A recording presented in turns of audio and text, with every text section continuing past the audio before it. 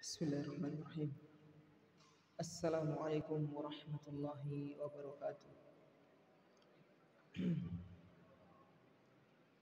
Innal hamdalillah nahmaduhu wa nasta'inuhu wa nastaghfiruh wa na'udzu billahi min shururi anfusina wa sayyiati a'malina. Man yahdihillahu fala mudilla lahu wa man yudlil fala hadiya lahu. أشهد أن لا إله إلا الله وحده لا شريك له وأشهد أن محمدا عبده ورسوله لا نبي بعده. سبحانك لا علم لنا إلا ما علمتنا إنك أنت العليم الحكيم. اللهم علمنا ما ينفعنا وانفعنا بما علمتنا وزد علما نافعا وعملا صالحا يا رب العالمين. Alhamdulillah, ikhwah dan akhwat sekalian, azani Allah wa iyyakum. Pada kesempatan malam yang berbahagia ini, Allah Subhanahu wa taala, Zat yang Maha Penyayang, telah memberikan kepada kita berbagai macam nikmat. Dipertemukan kita di malam ini untuk melanjutkan kajian kita, dan nikmat-nikmat yang lainnya sepantasnya dan selayaknya bagi kita sebagai hamba yang memiliki akal sehat untuk berterima kasih kepada Sang Pemberi nikmat. Makanya itu, marilah kita bersyukur, memuji Allah Subhanahu wa taala atas nikmat tersebut. Dan malam ini kita lanjutkan dengan tafsir surat An-Nasr. Pada malam sebelumnya Al-Lahab alhamdulillah selesai. Malam ini insyaallah kita lanjutkan dengan tafsir surat An-Nasr. Surat An-Nasr diambil dari lafaz yang ada di dalam surat ini, yaitu idza jaa nasrullahi wal fath.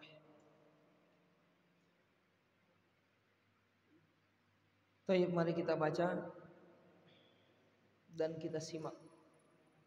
Pahala orang yang membaca Al-Quran dengan yang menyimak Al-Quran hampir sama. Maka mari kita dengarkan secara baik-baik surat An-Nasr. Allah Subhanahu wa taala berfirman, Bismillahirrahmanirrahim. Idza jaa nasrullahi wal fath wa ra'aitan nasa yadkhuluna fi dinillahi afwaja fasabbih bihamdi rabbika wastaghfirhu innahu kana tawwaba. Allah mengatakan idza jaa nasrullah, jika telah datang. Apa yang datang? Nasrullah, pertolongan Allah. Wal fath, dan kemenangan, pembukaan kota Mekah. Wa ra'aitan nas, dan engkau melihat, wahai Rasulullah, wahai Muhammad, manusia yadkhuluna fi dinillahi, masuk ke dalam agama Allah, masuk Islam, afwaja, berkelompok-kelompok, bukan satu-satu, tapi satu suku, satu kampung datang mengucapkan syahadat kepada Rasulullah sallallahu alaihi wasallam. Fasabbih, maka oleh sebab itu fasabbih, bertasbihlah engkau, bihamdi rabbika, disertai dengan memujinya, memuji Rabbmu, wastaghfir, dan beristighfarlah. mohon ampunlah atas dosamu. Innahu kana tawwaba, sesungguhnya dia, yaitu Allah Subhanahu wa taala, tawwaba, maha penerima tobat. Taib, mari kita dengarkan penjelasan ringkas setiap ayat per ayat atau kalimat per kalimat dalam surat yang agung ini. Allah mengatakan idza jaa nasrullah. Di sini Asy-Syaikh Musa'id At-Tayyar mengatakan idza ja'aka ya Muhammad nasrullahi laka ala qaumika min Quraisy. Jika telah datang wahai Muhammad nasrullahi alaika, nasrullahi laka, pertolongan Allah terhadapmu, ala qaumika min Quraisy, terhadap kaummu dari kalangan Quraisy, dari orang Quraisy, yaitu ditolong dakwah Rasulullah sallallahu alaihi wasallam. Wa jaa fathu Makkah, dan juga datang pembukaan kota Mekah, kemenangan kota Mekah. Yang tadinya kota Mekah ini adalah kampung Rasulullah sallallahu alaihi wasallam, kemudian beliau terusir dan kembali menaklukkan kota Mekah. Yang saat itu kalah, orang-orang kafir kalah perang. Pada pembukaan kota Mekah ini tidak ada perlawanan yang berarti dari orang Mekah. Ini pertolongan yang besar.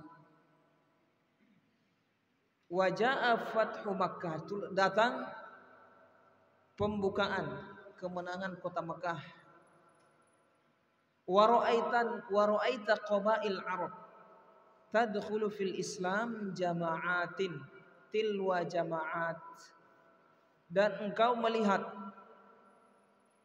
kabilah-kabilah dari kalangan Arab. Jadi beberapa kabilah-kabilah yang di sekitar Arab, di Jazirah Arab itu, tadkhulu fil Islam jama'at, mereka masuk ke dalam Islam, datang kepadamu bersyahadat. Apa sendiri-sendiri? Tidak. Jama'at, berkelompok-kelompok. Ada yang datang 10 orang langsung syahadat. Ada yang datang satu kampung langsung syahadat. Subhanallah. Menunjukkan apa ini? Keberhasilan dakwah Rasulullah sallallahu alaihi wasallam, yang di awal Islam mengajak orang itu susah.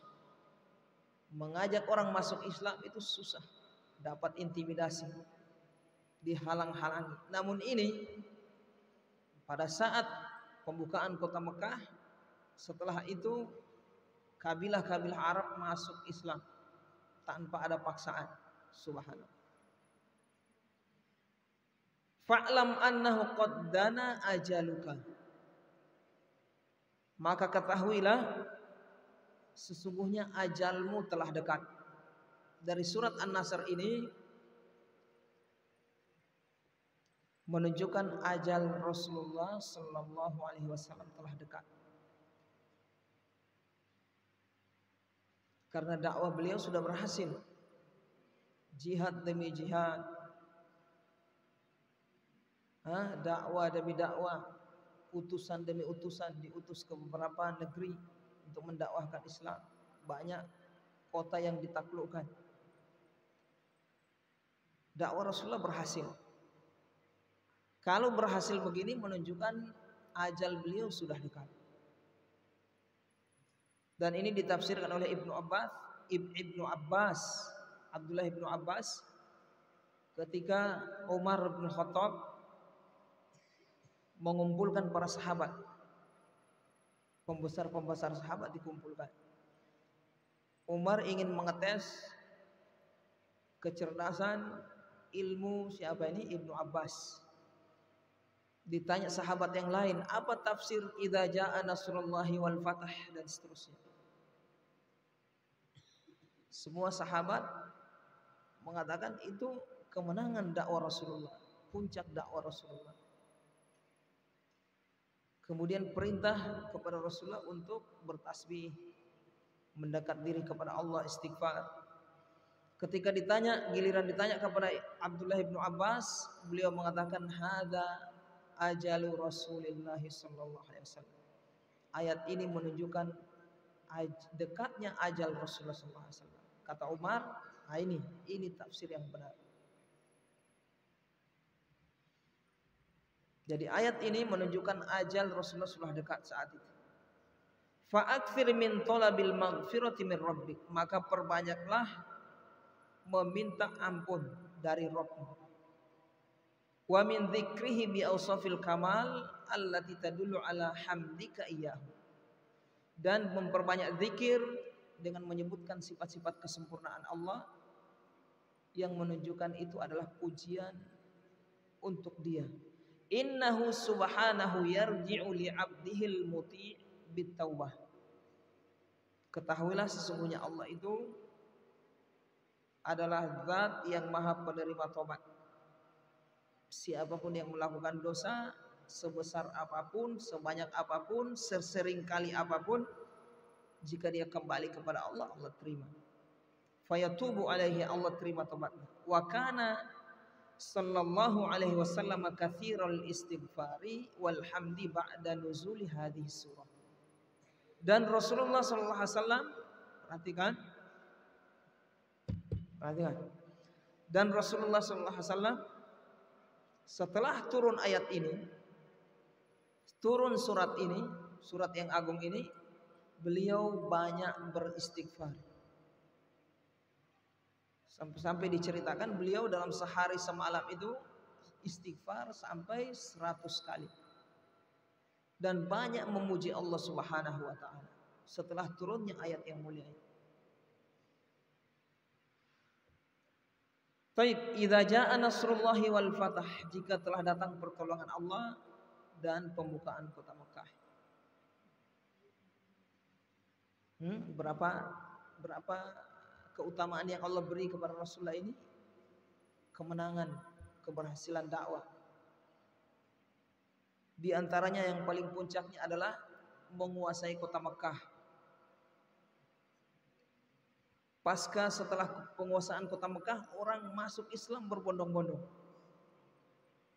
Berhasil dakwah beliau. Tapi endingnya, kata Allah Subhanahu wa taala, bukan berbangga. Keberhasilan dakwamu, Allah tidak berbanggalah, tidak. Fasabbih, bertasbih kepada Allah. Bihamdi rabbika, dan memujinya, disertai memujinya. Wastaghfir, dan memohon ampun.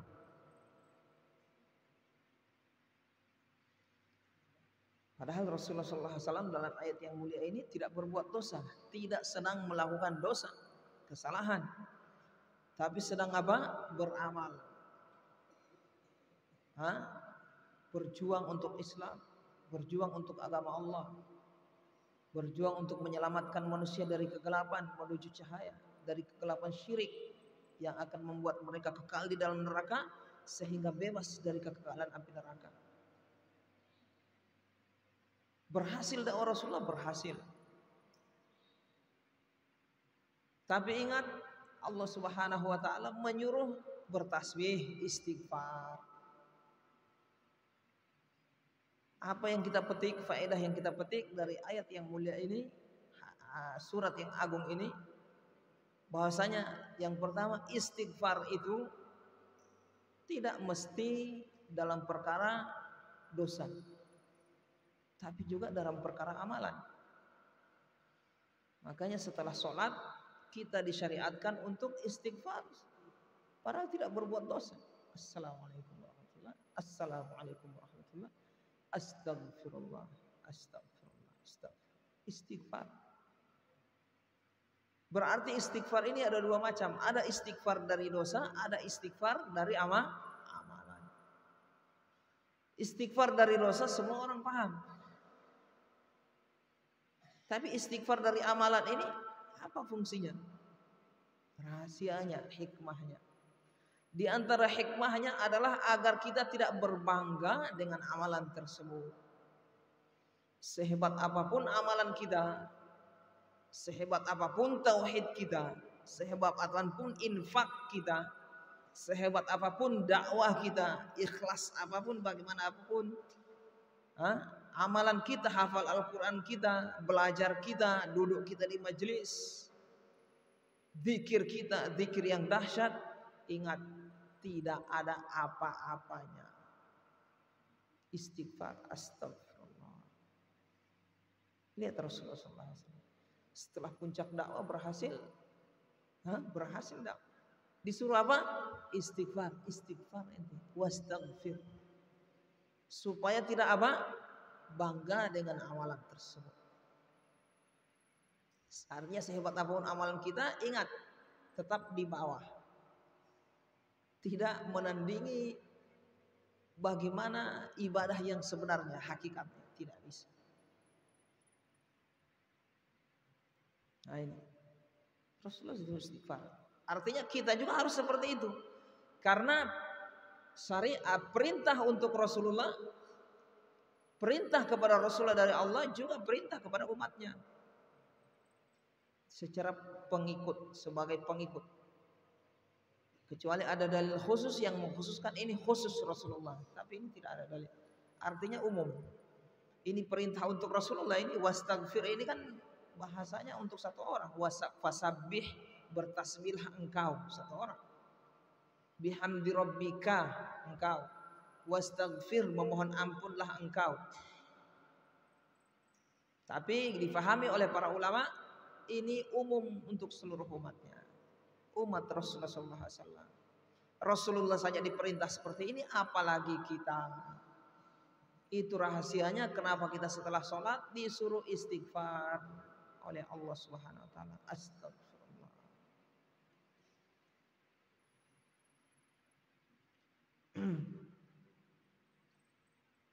Ini akan menghilangkan apa? Kesombongan, ujub, bangga diri dengan amalan. Kalau orang setelah beramal istighfar, astagfirullah. Infak, bangun pondok pesantren, setelah berhasil, dakwanya berhasil, astagfirullah. Ngajar orang sampai dididik jadi orang ahli ibadah, jadi orang penghafal Al-Quran, berhasil, astagfirullah.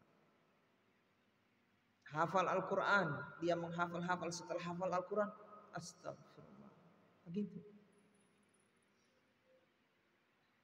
Hilang rasa ujub, sombong dalam diri, tidak ada. Karena sehebat apapun amalan kita, tidak ada apa-apanya di sisi Allah SWT.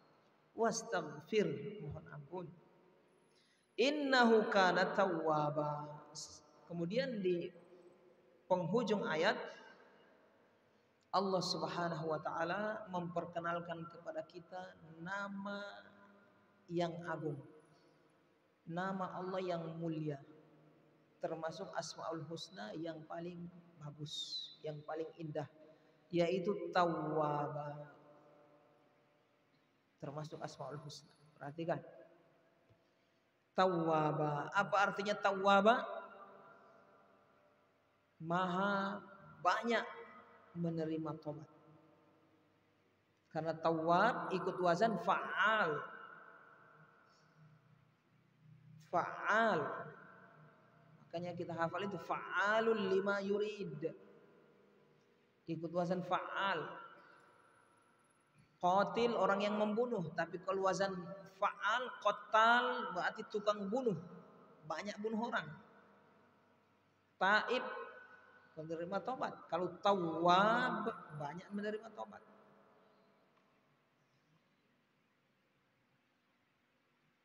Dan ini nama Allah Subhanahu wa taala, nama yang mulia, nama yang membuat seorang hamba itu rindu untuk berjumpa. Nama yang membuat seorang hamba itu cinta kepadanya. Tawwab. Apa makna dari tawwab ini? Mari kita bahas. Dijelaskan oleh para ulama, biasa yang penjelasan tentang makna Asmaul Husna ini di kitab-kitab tafsir. Tawwab ada dua makna. Yang pertama, memberi hidayah kepada seorang hamba untuk bertobat, membuka hatinya, pintu hatinya untuk bertobat, dan memberi kemudahan, dipermudah jalan untuk bertobat. Itu makna yang pertama. Makna yang kedua, setelah dipermudah, diberi hidayah, dia bertobat, Allah terima tobatnya. Subhanallah. Itu makna dari Tawwab, nama yang indah. Jadi bukan Allah itu bukan hanya sekedar menerima tobat, tidak, mempermudah bagi kita untuk bisa bertobat. Dipermudah, diberi hidayah, dibukakan pintu. Makanya kalau antum sudah senang dengan kebaikan, senang dengan amal soleh, ingat Allah ingin menerima tobatnya antum itu. Terbuka senang hati ingin bertobat dari dosa, ingat Allah sudah ketuk pintu hati antum. Itu tahap awal. Tapi ketika antum tidak sambut ketukan tadi hidayah, ketukan hidayah tadi itu, ada orang seperti itu. Sudah dapat hidayah dia, dan hidayah untuk bertobat, belum bertobat ini masih terputih hatinya, terbuka untuk memperbaiki diri. Sudah senang dengan amalan soleh, senang ingin memperbaiki diri, senang bertobat. Tapi ternyata ajakan tadi itu dari hatinya itu dia abaikan. Sudah tertutup hatinya. Jadi Allah itu mempermudah jalan menuju tobat. Dia ketuk hati kita. Setelah dia ketuk, tersentuh kita untuk bertobat, dipermudah jalan bertobat, tidak dipersulit. Coba antum lihat sejarah-sejarah orang yang tadinya tukang maksiat, bagaimana perjalanannya dia jadi ustadz misalnya, atau jadi ahli ibadah. Itu kalau kita dengar-dengar cerita-cerita, kadang kita sampai menangis. Bagaimana perjalanan mereka itu diketuk pintu hidayah, dipanggil untuk bertobat. Akhirnya dia sambut panggilan tersebut, dia bertobat kepada Allah Subhanahu wa taala. Itu makna dari Tawwab. Paham ya?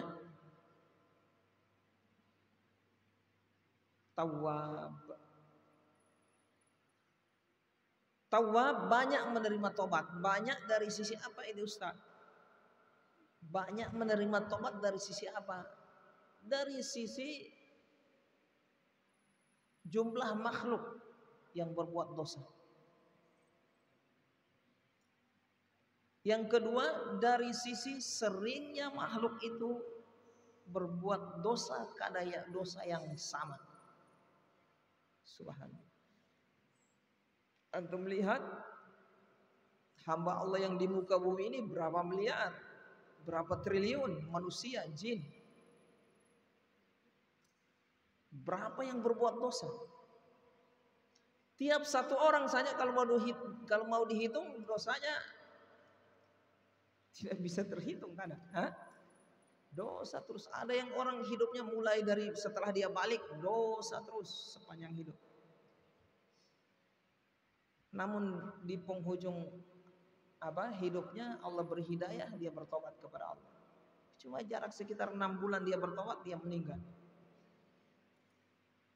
Tapi sebelum itu terisi dengan dosa semua, fasik, kefasikan, tidak sholat, mencuri, berzina, lalai, pokoknya semua dosa dibikin, menipu.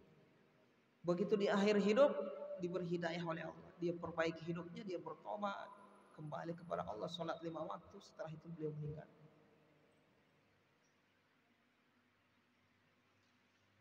Lihat satu orang, untuk satu orang itu dosa berapa?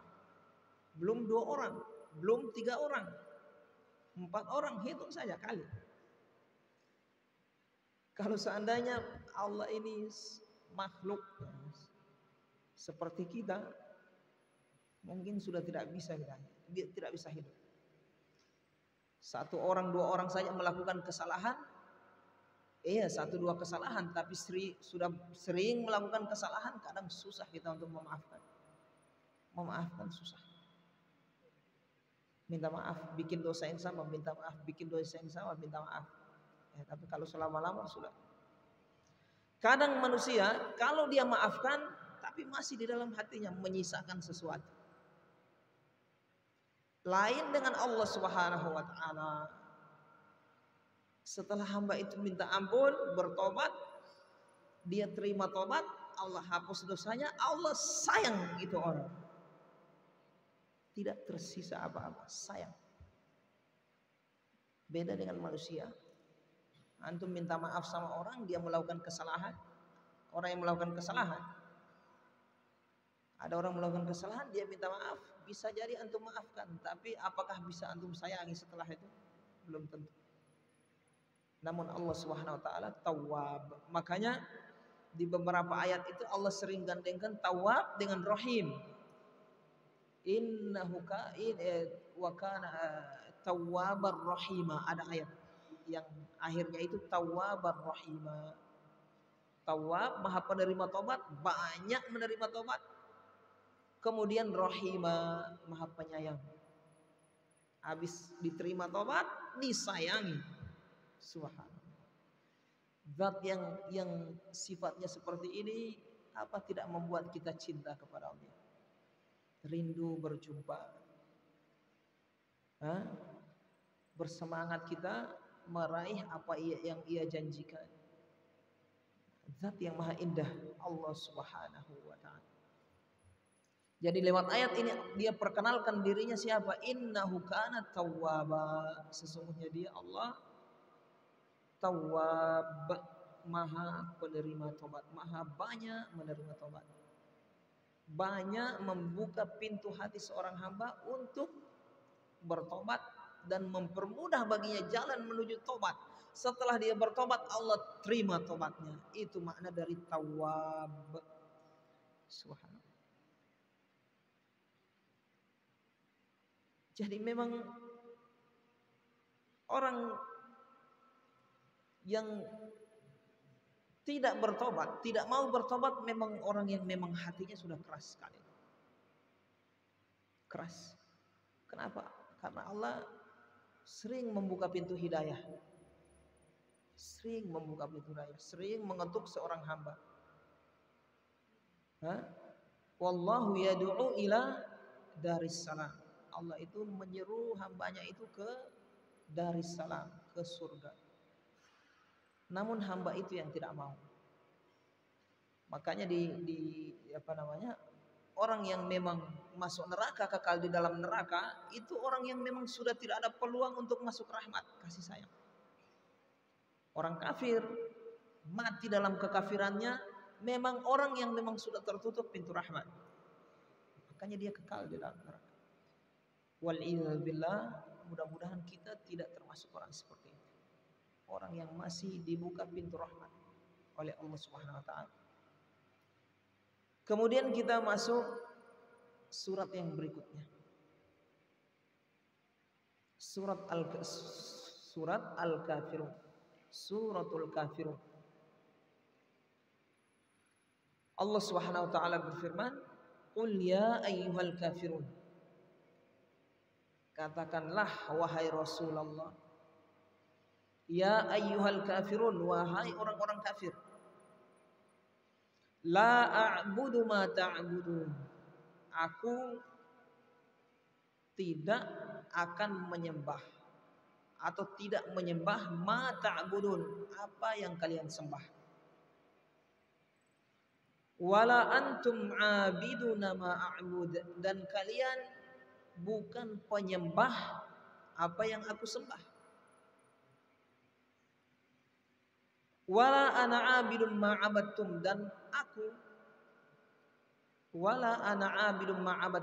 aku bukan penyembah apa yang kalian sembah.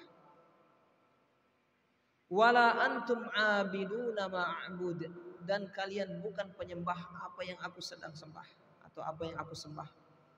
Lakum dinukum waliyadin, bagi kalian agama kalian. waliyadin, dan bagiku agamaku.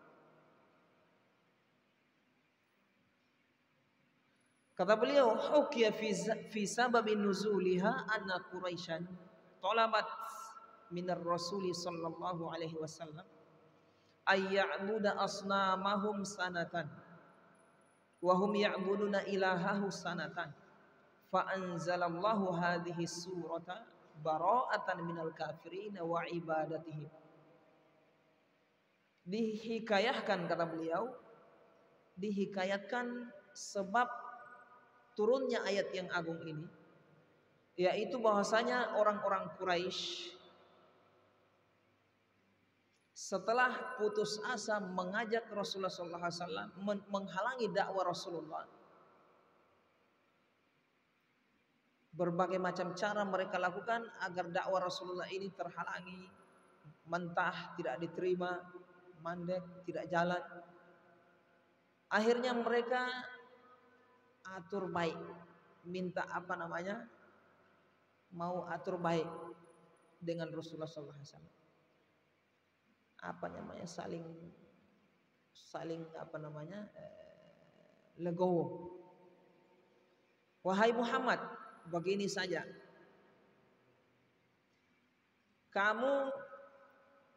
kita saling toleransi sudah. Begini sudah, kamu nyembah berhala kami selama setahun, kemudian tahun yang berikutnya kami menyembah Allah, murni menyembah Allah.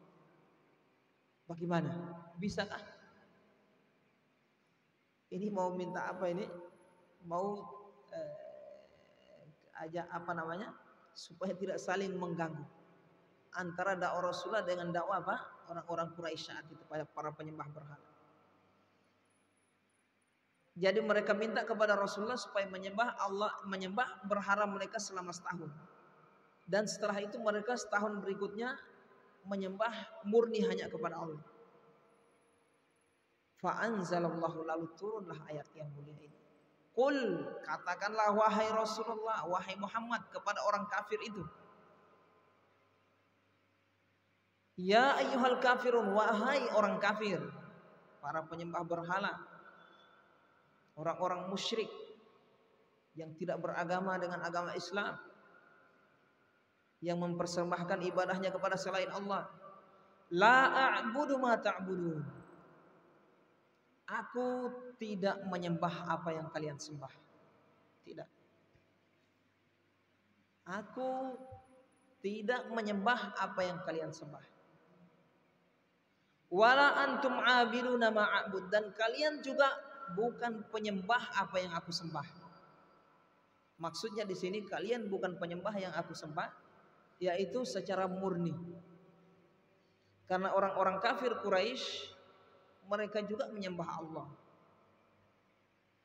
tapi masih mempersekutukan Allah dengan selainnya. Jadi orang-orang kafir Quraisy dahulu mereka menyembah Allah, cuma mereka gabungkan ibadahnya dengan selain Allah.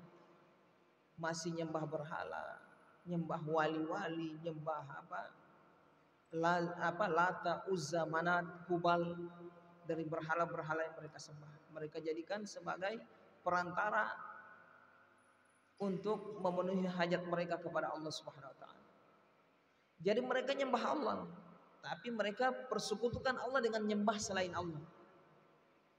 Nah, ini yang ditentang oleh Rasulullah SAW. Kalian itu sudah bagus nyembah Allah, cuma jangan persekutukan Allah. Kasih murni ibadahnya kepada Allah. Ini yang dimaksud wala antum abiduna ma'abud, dan kalian bukan penyembah aku yang apa yang aku sembah. Maksudnya kalian bukan orang yang menyembah Allah secara murni. Bukan orang yang mentauhidkan Allah dalam ibadah. Wa illa, secara hakikat orang kafir Quraisy menyembah Allah, tapi mereka mempersekutukan Allah, melakukan kesyirikan dalam ibadahnya. Wala ana abidum ma'abattum, dan aku bukan penyembah apa yang kalian sembah. Diulang lagi. Jadi kalau kita lihat kalimat itu, dua kalimat sama. La a'budu ma ta'budun dengan wala ana abidum ma'abattum, itu maknanya hampir sama.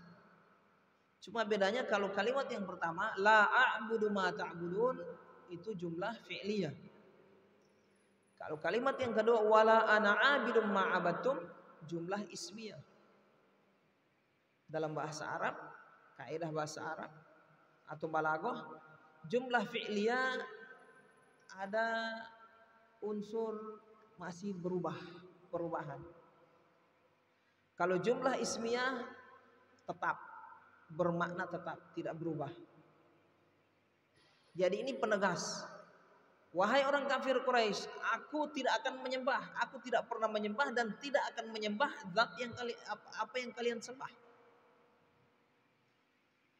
Dan juga kalimat yang kedua, wala ana abidum ma'abatun, dan aku bukan penyembah sama sekali. Sama sekali bukan penyembah apa yang kalian sembah. Wala antum abiduna ma'abud ini juga. Dan kalian bukan penyembah apa yang aku sembah.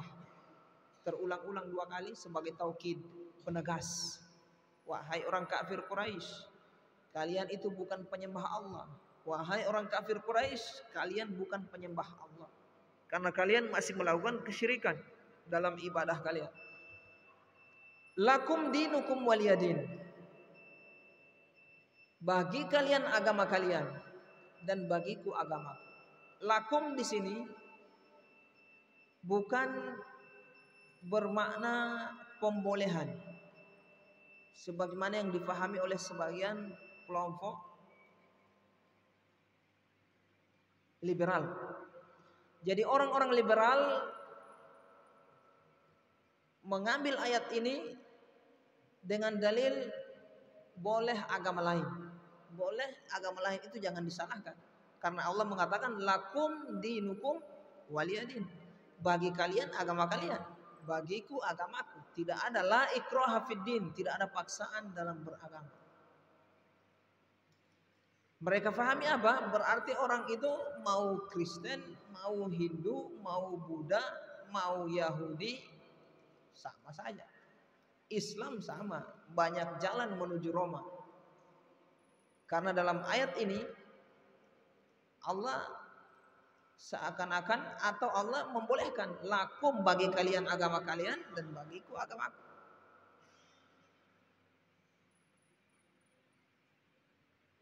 Tapi kalau kita lihat para ulama tafsir tidak memahami lakum di sini, lam di sini, lam untuk lil ibah, untuk pembolehan. Tapi lam di sini untuk menunjukkan barok, berlepas diri. Bahasanya kalian beda dengan agama kami. Wahai orang kafir, lakum dinakum, bagi kalian agama kalian, yaitu agama yang sesat, agama yang batil, gitu. Agama yang tidak benar. Waliyadin, dan agamaku dan bagiku agamaku adalah agama yang hak, yang benar. Itu yang dimaksud lakum dinakum waliyadin. Bagi kalian agama kalian yang sesat, salah. Waliyadin, dan bagiku agamaku yang benar, di atas agama yang benar.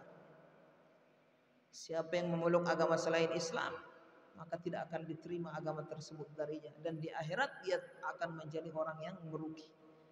Wa may yabtaghi ghairal islami dinan falay yuqbala minhu wa huwa fil akhirati minal khasirin. Siapa yang mencari, mengamalkan agama selain Islam, maka tidak akan diterima agama tersebut darinya, dan di akhirat dia menjadi orang yang merugi. Yang dimaksud merugi adalah dimasukkan ke dalam neraka jahanam, kekal di dalamnya. Wa ma hum bi kharijina minan nar, dan mereka tidak akan keluar dari neraka jahanam. Ini yang dimaksud lakum dinukum waliyadin. Jadi secara global ayat yang mulia ini menunjukkan sikap seorang muslim terhadap orang kafir secara keyakinan dan secara perbuatan, akhlak. Secara keyakinan adalah meyakini agama selain Islam adalah agama yang batil. Apa yang disembah oleh orang-orang kafir, yang mereka sembah selain Allah adalah sesembahan yang batil. Dan sesembahan yang benar adalah Allah Subhanahu wa taala. Dan siapa yang memeluk selain Islam, dia di atas kesesatan. Salah. Dan yang memeluk Islam ini yang benar. Ini sikap seorang muslim. Dan ini adalah al-wala, tuntutan dari al-wala wal bara. Siapa yang sudah memeluk Islam, dia harus meyakini bahwasanya selain Islam adalah agama yang batil. Kesyirikan, penyembahan terhadap berhala adalah agama yang batil. Kapan dia mengatakan atau meyakini tidak mengapa, oh saya tidak menyalahkan Islam, Islam benar, cuma saya juga tidak menyalahkan orang yang menyembah berhala, itu kafir, bukan muslim. Muslim harus di atas keyakinan tanpa ada keraguan. Semua agama selain Islam agama batil. Tindakan perlakuan kesyirikan yang dilakukan oleh orang-orang musyrik adalah kesyirikan batil. Begitu. Agama Yahudi batil, Kristen batil, Hindu batil, Buddha batil, cuma Islam yang benar. Kesyirikan yang dilakukan oleh orang yang mengaku Muslim juga adalah kebatilan. Begitu. Harus. Tidak boleh pelin-pelan, tidak jelas. Atau ragu, Kristen itu benar atau salah, kurang tahu saya. Bisa jadi mereka itu benar. Kafir ini. Orang seperti ini bukan muslim, kafir mas. Harus yakin kita, yakin di atas apa? Yakin dengan seyakin-yakinnya tanpa ada keraguan sedikit pun bahwasanya agama selain Islam adalah agama yang batil. Tidak boleh kita melanggar. Batil. Sudah. Kalau kita ragu dengan kebatilan mereka, berarti kita bukan muslim. Abu-abu, munafik. Sebagaimana yang dipropagandakan, diserukan, didengung-dengungkan oleh orang-orang liberal. Oh, tidak apa-apa. Mau agama Yahudi, agama Nasrani, agama Hindu, Buddha tidak apa-apa. Mereka juga itu kan agama, akan sampai kepada Allah. Selesai. Orang seperti ini kalau dia meyakini seperti ini, dia bukan muslim. Dia kafir. Sikap kita jelas. Setelah menyatakan ketauhidan di surat Al-Ikhlas, qul huwallahu ahad, Allahus samad, lam yalid walam yulad walam yakul lahu kufuwan ahad. Pernyataan sikap dan keyakinan kita terhadap agama lain. Apa itu? Qul ya hayyul kafirun la a'budu ma ta'budun wala antum 'abiduna ma a'bud wala ana 'abidun ma 'abadtum wala antum 'abiduna ma a'bud lakum dinakum waliyadin. Bagi kalian agama kalian yang sesat. Bagiku waliyadin, bagiku agamaku yang benar. Itu yang dimaksud. Lakum dinukum waliyadin. Baik ya ikhwan, kita akhirkan kajian kita, mudah-mudahan menjadi ilmu yang bermanfaat. Subhanakallahumma bihamdika asyhadu an la ilaha illa anta astaghfiruka wa atubu ilaik.